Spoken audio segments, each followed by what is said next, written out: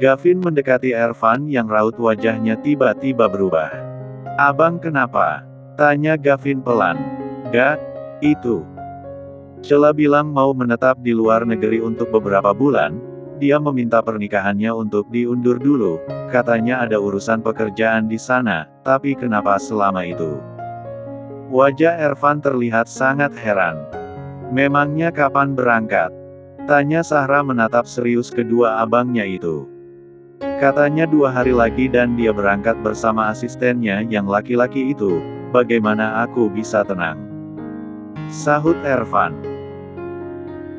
"Jangan cemburu dulu bang, siapa tahu memang urusan pekerjaannya harus seperti itu, misalnya membangun perusahaan besar di sana, sudah pastinya butuh berbulan-bulan bukan cuman hari bang, kenapa gak abang bawa aja Mbak Cela untuk ketemuan, terus berbicara dari hati ke hati kenapa dia harus menetap di luar negeri untuk beberapa bulan, pasti bukan cuman urusan pekerjaan." Ucap Sahra membuat Ervan terdiam. "Lama banget nunggu hari pagi, coba aja kalau bisa sekarang, pasti sekarang aku ajak Cela buat ketemuan." Gerutu Ervan tidak sabar. Dia tidur pun tidak bisa nyenyak, karena kepikiran dengan Cela yang sangat mendadak begitu ke luar negeri.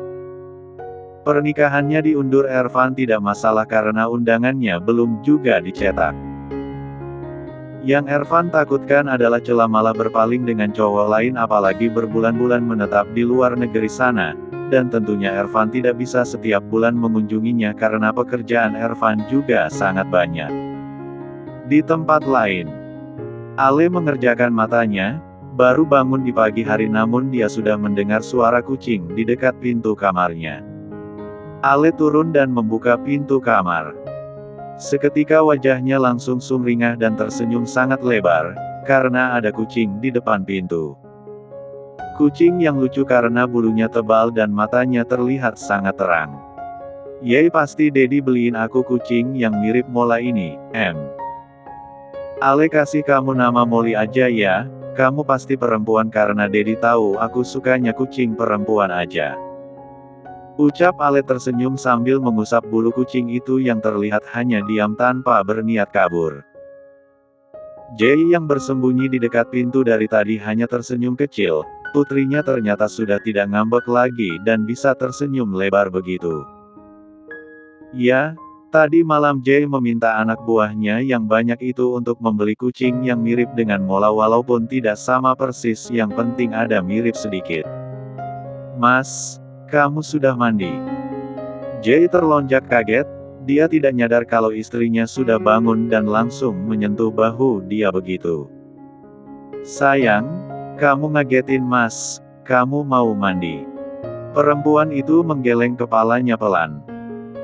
"Mau mandiin Ale dan abang dulu, Mas mandi aja duluan, aku di rumah mandinya belakangan aja, kalau Ale dan Alvin sudah selesai semua barulah aku mandi," sahut Anissa.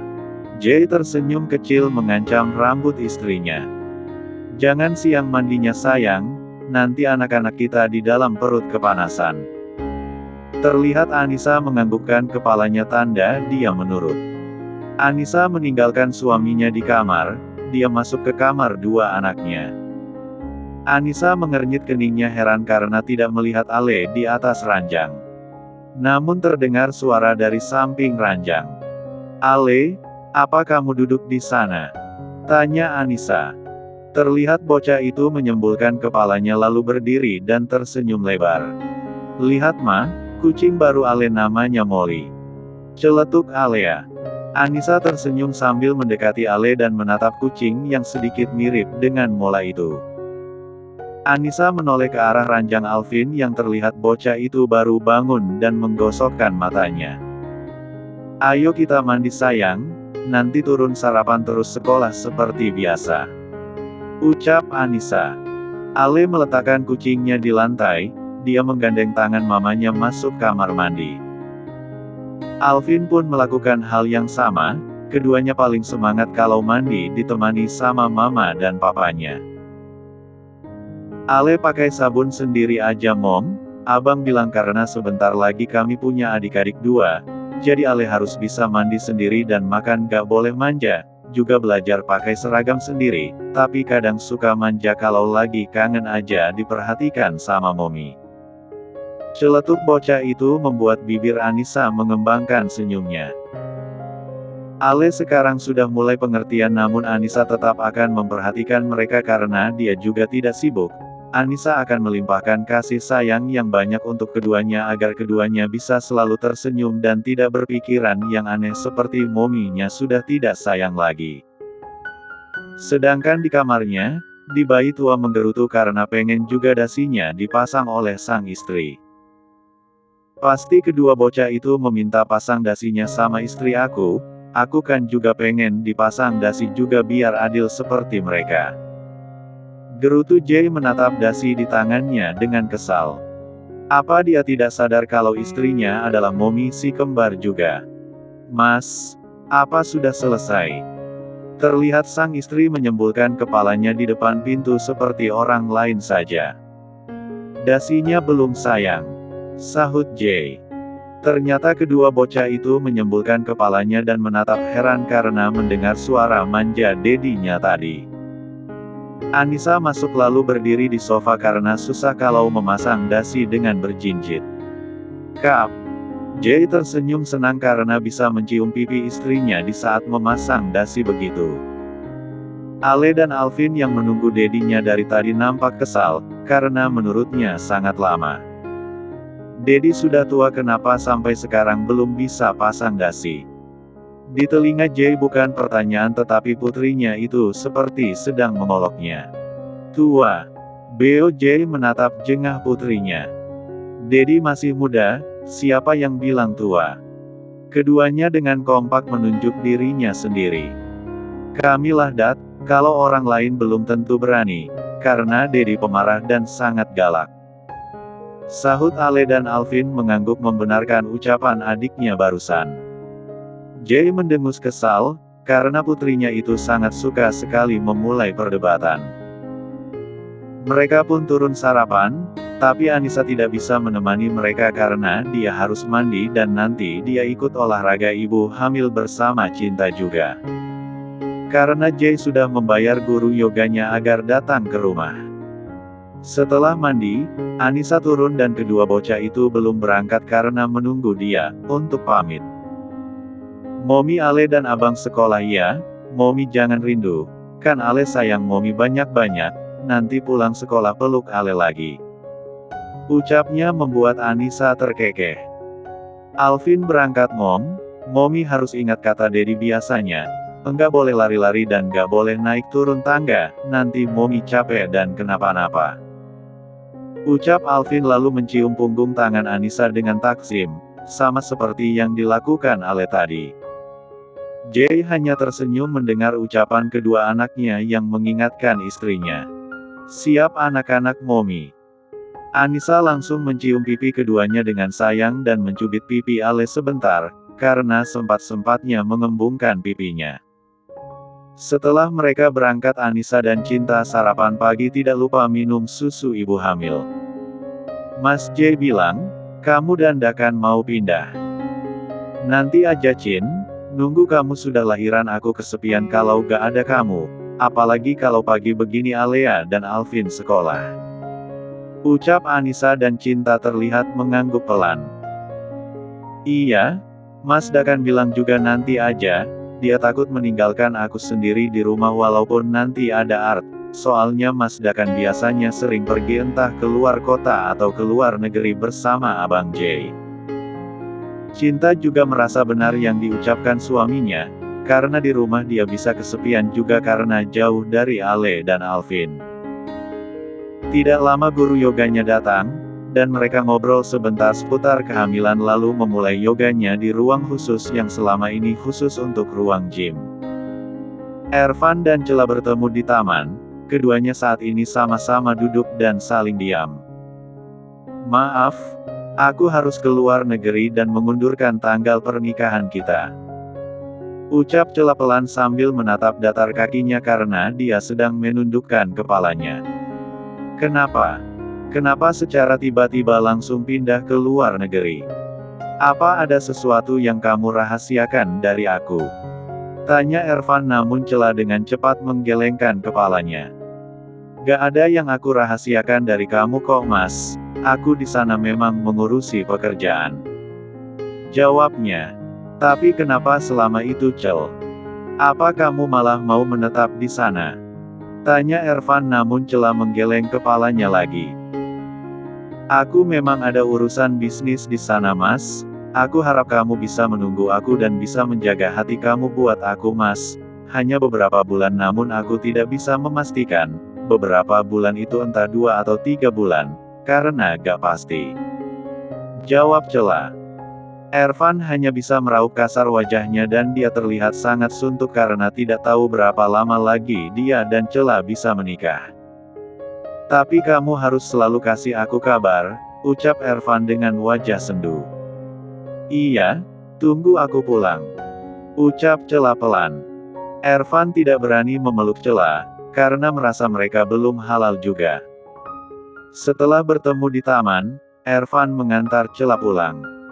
Cela masuk ke rumah karena dia memang tidak ke kantor hari ini. Apa kamu belum cerita sama Ervan, Mbak? Tanya Lenzi. Cela menggeleng kepalanya pelan, aku gak mau membuat dia khawatir. Aku yakin aku bisa melewati semuanya di sana, kan ada kalian juga yang menjenguk aku nanti di rumah sakit. Sahut Cela dengan tersenyum simpul. Mbak harus kuat dan yakin aja agar bisa sembuh. Jangan menyerah agar bisa sembuh.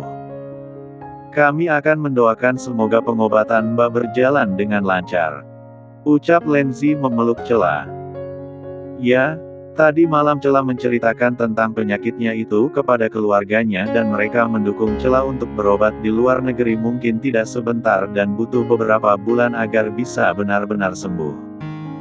Di tempat lain, Anissa dan kedua anaknya berkunjung ke rumah Baby Saka, karena Ale katanya rindu dengan adik bayinya itu. Adik Saka, kakak Ale yang cantik ini datang. Pekik Ale dengan wajah cerah. Assalamualaikum dulu sayang, ucap Anissa. Baik mom, adik Saka. Assalamualaikum. Teriak Ale membuat mereka yang ada di ruang tamu nampak terkekeh melihat Ale melangkah kakinya mendekat. Wah, anak orang tersesat muncul, ledek Ervan. Ale langsung melotot dan menatap tajam Ervan yang mengatakan dia anak tersesat. Om jelek. Ketus Ale membuat muka Ervan langsung berubah masam. Baru juga bertemu udah langsung perang aja, gigit aja kalau Om Ervan nakal, Al. Ucap Sahra membuat Ale langsung tersenyum lebar mendengarnya, sedangkan Ervan mendengus kesal karena Sahra mengajarkan hal buruk menurutnya. Ale duduk dekat Sahra karena dia ingin mencium pipi Baby Saka. Namun Ervan yang usil tiba-tiba mengangkat bocah itu dan mendudukkan dia di sofa agar menjauh dari Sahra. Karena mereka sedang duduk lesehan di atas karpet tidak jauh dari sofa juga. Om jelek. Memang nakal Ale malas melihat muka Om jelek. Momi cubit aja Om jelek, dia usil ganggu Ale terus. Kan Ale mau cium adik. Ale memasang wajah cemberut sambil bersedekap dada. Ibu Salma mencubit lengan Ervan karena sangat usil sekali. Hahaha, enak kan Om? Cubit lagi Nek, Om memang nakal. Ucap Ale bersorak senang melihat muka Ervan yang meringis. Anissa dan Sahra terkekeh melihat kelakuan Ervan yang suka sekali mengusili Ale. Sedangkan Alvin hanya diam saja sambil menatap Baby Saka yang terlihat memejamkan matanya terus dari tadi. Mau adik begini gak Bang Vin? Tanya Sahra kepada Alvin. Mau, nanti adik dalam perut Momi lahir pasti tampan juga seperti adik Saka. Sahut Alvin membuat mereka nampak tersenyum mendengar ucapan Alvin. Abang salah. Adik bayi nanti cantik seperti Ale. Momi udah bilang kayak gitu, kalau tampan seperti abang dan cantik, lucu, imut sama seperti Ale. Timpal Ale tidak mau kalah. Terserah Ale aja, balas Alvin.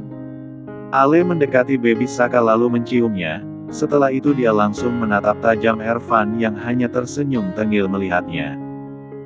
Kalau Om nakal, Ale kasih tahu Om 4, pasti Om nakal di gini-gini. Ale memperagakan gaya orang meninju. Siapa Om 4? Heran Ervan, karena dia baru dengar ada nama orang 4 gitu. Om yang biasanya nganterin Ale dan Abang ke sekolah. Sahut Ale membuat Ervan manggut-manggut. Di tempat lain. Drur, halo, bagaimana? Apakah sudah menemukan siapa pelakunya? Bawa saja ke markas, saya ingin tahu apa maksud dia melakukan itu. Setelah panggilannya berakhir, Jay menghela nafasnya panjang lalu berdiri dan kembali ke kamarnya mengambil jaket. Dia melirik jam tangannya yang masih jam 2 siang. Apa Ale betah banget melihat bayi. Sampai-sampai mereka lupa untuk pulang. Gumam Jay. Jay langsung mengendarai mobilnya dengan kecepatan sedang menuju markas. Setelah 1 jam lebih, akhirnya dia tiba di bangunan yang berlantai 2 itu. Selamat sore bos, sapa para anak buahnya yang selama ini merangkap jadi bodyguard juga. Ya sore, di mana kalian menemukan dia? Tanya Jay menatap Nick, rival serta anak buahnya yang lain. Dia sudah di perjalanan menuju bandara, sepertinya dia ingin kabur ke kota lain bos. Jawab rival. Di mana dia? Ayo saya antar bos. Ucap Nick. Jay berjalan di belakang Nick menuju lantai 2 tempat orang itu disekap. Terlihat seorang perempuan sedang diikat, matanya ditutup memakai kain, mulutnya juga diikat biar suara cemprengnya tidak membuat markas berisik. Apa yang kamu mau sebenarnya hah? Tanya Jay dengan suara bariton. Perempuan yang matanya ditutup itu nampak terlonjak kaget, mungkin dia tidak tahu kalau Jay masuk ke ruangan itu. Siapa kamu? Teriaknya. Namun Jay hanya diam. Walini, apa yang kamu inginkan?